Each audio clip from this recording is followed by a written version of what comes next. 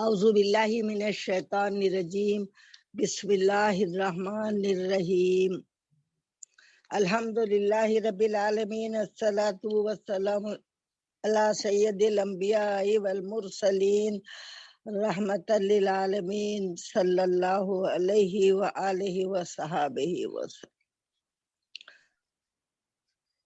آج سورہ احزاب کا دوسرا رکوع شروع ہے اور اس کا نام احزاب اس لیے ہے کہ حزب کے معنی ہے قبیلہ۔ احزاب کئی قبیلے مل کر جب مسلمانوں پر حملہ کرے تھے، اس واقعے کو اس سورے میں بیان کیا گیا ہے۔ یہ اسلام کی تیسری جنگ ہے۔ جیسا آپ سب کو معلوم ہے کہ پہلے جنگ بدر، پھر احد، پھر یہ۔ تو اس آیت میں، اس سورے میں اللہ تعالیٰ ارشاد فرماتے ہیں اس رکوع میں، یا ایھا الذین آمنوا اذکروا نعمت اللہ علیکم اذ جاءتکم جنود فارسلنا علیہم ریحا وجنودا لم تروها وکان اللہ بما تعملون بصیرا۔ اللہ تعالیٰ ارشاد فرماتے ہیں یا ایھا الذین آمنوا، جہاں بھی رہے گا اس کے معنی ہے اے ایمان والو۔ تو اللہ تعالیٰ خاص ایمان والوں سے مخاطب فرما رہا ہے، یا ایھا الذین آمنوا اذکروا نعمت اللہ، یاد کرو اللہ کی اس نعمت کو، علیکم جو تم پر اللہ نے نعمت کی ہے، اس نعمت کو یاد دلایا جا رہا ہے۔ کیا نعمت ہے؟ اذ جاءتکم جنود فارسلنا علیہم ریحا وجنودا لم تروها۔ اذ جاءتکم، جب کہ آیا تمہارے اوپر، جنودن کئی لشکر، جندن کہتے ہیں ایک لشکر کو، یہاں پر کئی قبیلے مل کر حملہ کیے تھے تو جنودن فرمایا گیا۔ اذ جاءتکم جنودن فارسلنا علیہم، جب تم پر حملہ آور ہوئے تمام قبیلے والے، کئی لشکر مل کر، تو اللہ تعالیٰ فرماتے ہیں اس وقت ہم نے فارسلنا، ہم نے بھیجا علیہم ان پر، ریحن ایک ہوا، وجنودن لم تروها، اور ایسے لشکر ہم نے بھیجے جس کو لم تروها، جس کو تم نہیں دیکھ رہے تھے۔ تو اس میں اس کا بیان ہے کہ جنگ احزاب میں جو واقعہ ہوا ہے، اللہ تعالیٰ اس کو ارشاد فرما رہے ہیں کہ اللہ تعالیٰ نے تم پر کیسے لشکر بھیجے اور کس طریقے سے تم کو فتح ہوئی ہے۔ تو اس کے لیے میں مختصر عرض کروں گی کہ اللہ تعالیٰ فرماتے ہیں کہ اے ایمان والو، تم اللہ کے نعمت کو یاد کرو، جب کہ تم پر کئی لشکر مل کر حملہ کرے تھے تو ہم نے بھیجا تم پر ہوا، اور کئی لشکر بھی بھیجے جس کو تم نہیں دیکھ رہے تھے۔ جس کو نہیں دیکھ رہے تھے کا مطلب کیا ہے؟ فرشتے کے لشکر آئے تھے اس جنگ میں۔ دو جنگوں میں فرشتے اللہ تعالیٰ نے بھیجا تھا۔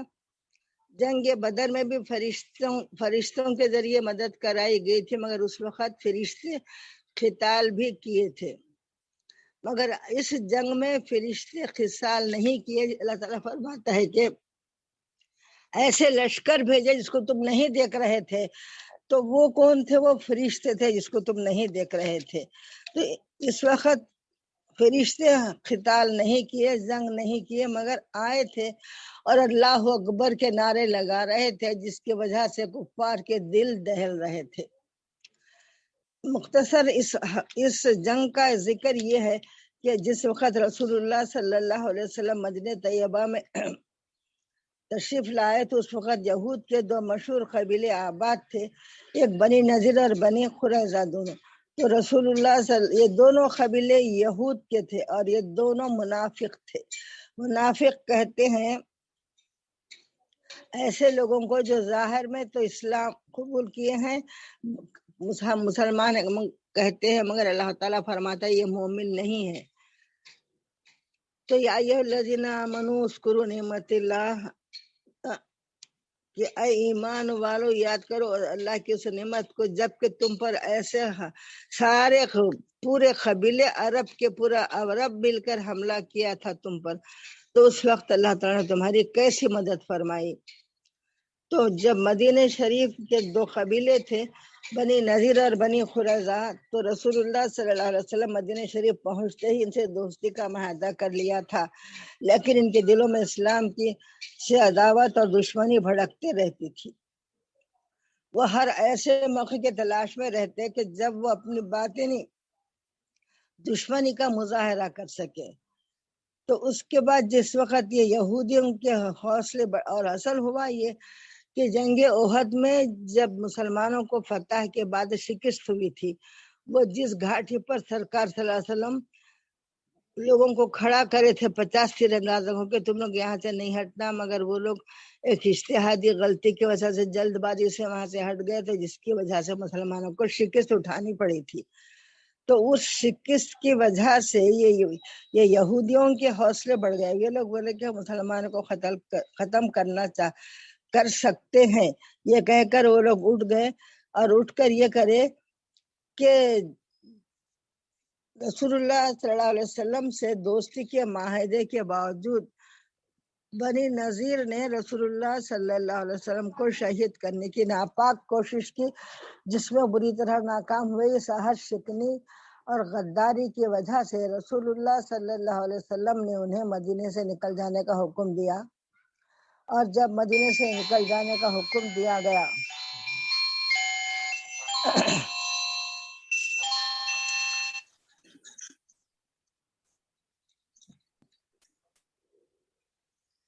جس وقت مدینہ شریف سے نکلنے کا حکم دیا تو وہ لوگ جا کر مکے والوں سب سے مل کر، سارے قبیلوں سے مل کر تقریباً 10-12 ہزار کی فوج لے کر مدینہ شریف پر حملہ کرنے کے ارادے سے آئے تو یہ لوگ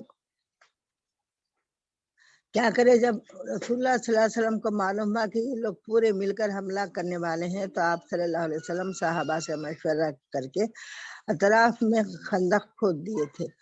تو وہ خندق کے کھودنے میں بہت سے صحابہ شریک تھے، خود پورے صحابہ تھے اور رسول اللہ صلی اللہ علیہ وسلم بھی تھے۔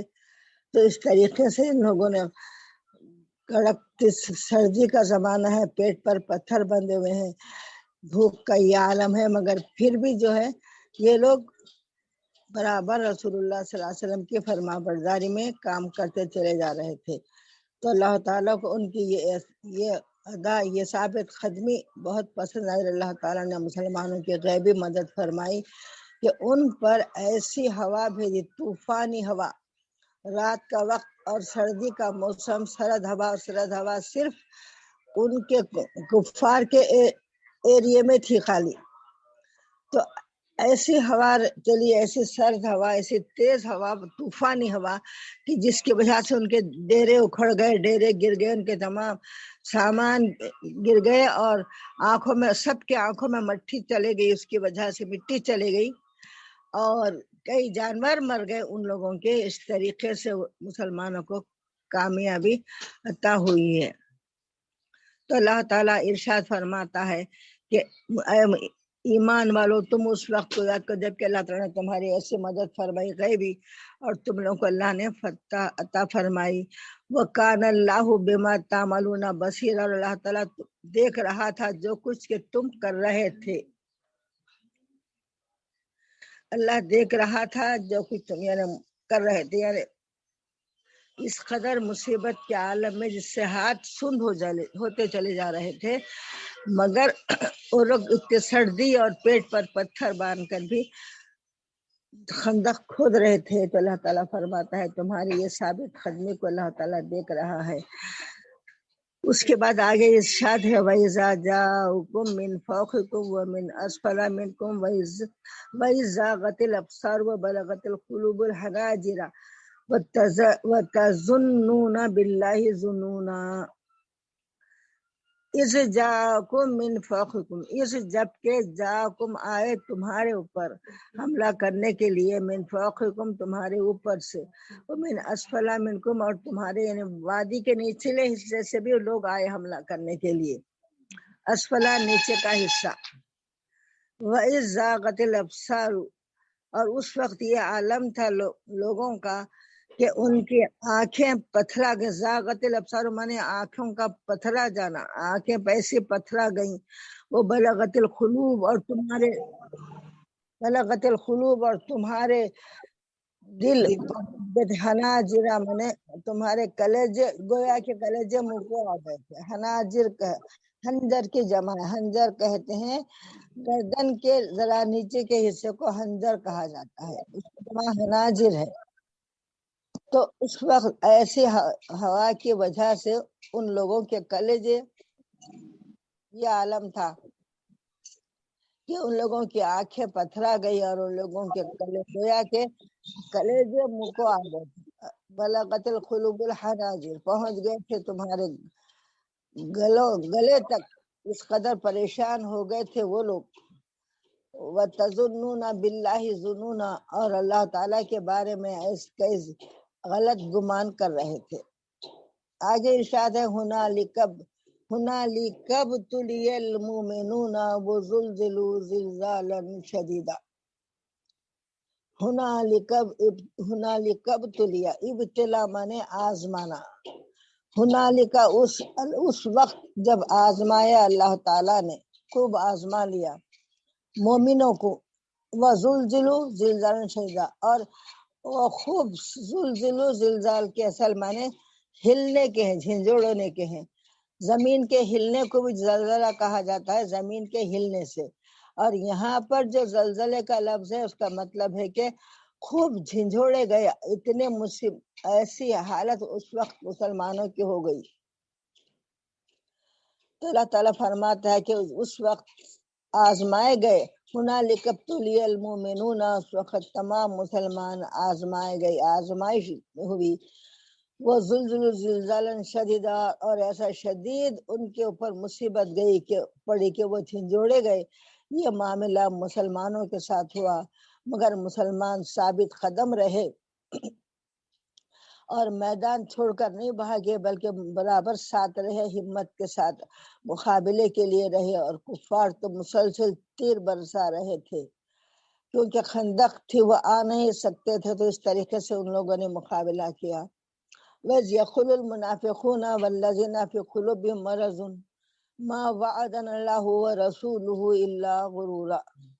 وَإِذْ يَقُولُ الْمُنَافِقُونَ، اور جس وقت منافق کہہ رہے تھے، وَالَّذِينَ فی قلوبہم مرض، وہ منافق جن کے دلوں میں مرض تھا. مرض یعنی شرک کی بیماری تھی، مشرک تھے وہ لوگ. ظاہر میں تو اسلام قبول کرے تھے، ان کو ہی منافق کہا جا رہا تھا. انہوں نے کہا کہ اللہ تعالیٰ ما وعدنا اللہ ورسولہ، نہیں وعدہ کیا اللہ نے اور اس کے رسول نے ہم سے. یعنی منافقوں سے یہ بات ہوئی تھی کہ اللہ کے فضل سے مسلمانوں کو کامیابی ہوگی. یہ رسول اللہ صلی اللہ علیہ وسلم نے ارشاد فرمایا تھا.